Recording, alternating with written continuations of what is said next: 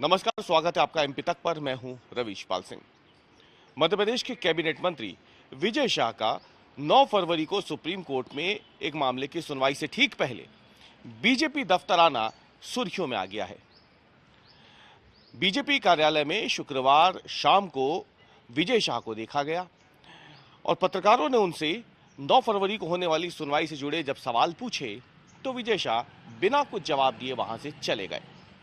आमतौर पर पत्रकारों से खुलकर मिलने वाले विजय शाह आखिर क्यों बिना किसी सवाल का जवाब दिए चले गए, सबसे पहले आप देखिए इस वीडियो में।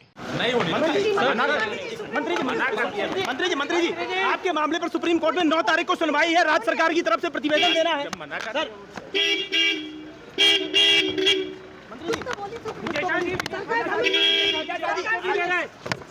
तो देखा आपने विजय शाह किस तरीके से सवालों को सुनते हुए और वहां से गाड़ी में बैठे और बैठ के चले गए। किसी भी सवाल का जवाब उन्होंने नहीं दिया, ना ही उन्होंने कोई बात वहां पे की। अब विजय शाह बीजेपी कार्यालय क्यों आए थे? देखिए, 9 फरवरी को सुप्रीम कोर्ट में सुनवाई होनी है। सरकार को अपनी रिपोर्ट दाखिल करनी है कि विजय शाह के ऊपर अभियोजन चलाने की वो स्वीकृति दे या नहीं दे। उससे ठीक पहले विजय शाह बीजेपी कार्यालय पहुंच गए। कुछ लोगों ने यह भी बताया कि विजय शाह को आला कमान ने तलब किया था और उनसे बैठ करके लंबी बातचीत हुई है। उन्हें आला कमान का फैसला बताया गया है। लेकिन एक खबर यह भी है कि विजय शाह अपने तय कार्यक्रम के मुताबिक ही बीजेपी कार्यालय गए थे। दरअसल बीजेपी के प्रदेश अध्यक्ष हेमंत खंडेलवाल ने मंत्री जो मध्य प्रदेश के हैं उनके लिए एक नई व्यवस्था लागू की है। इस व्यवस्था के तहत हर दिन 2 मंत्रियों को भाजपा कार्यालय में बैठना होता है। भाजपा कार्यालय में बीजेपी के जो कार्यकर्ता होंगे वो सीधे अपनी समस्याएं, अपनी परेशानी या अपनी बातों को लेकर के मंत्रियों से 1 to 1 चर्चा कर सकते हैं। ये व्यवस्था इसलिए की गई है ताकि सत्ता और संगठन के बीच में समन्वय बने रहे। कार्यकर्ताओं को ऐसा ना लगे कि सरकार में उनकी सुनवाई नहीं हो रही है।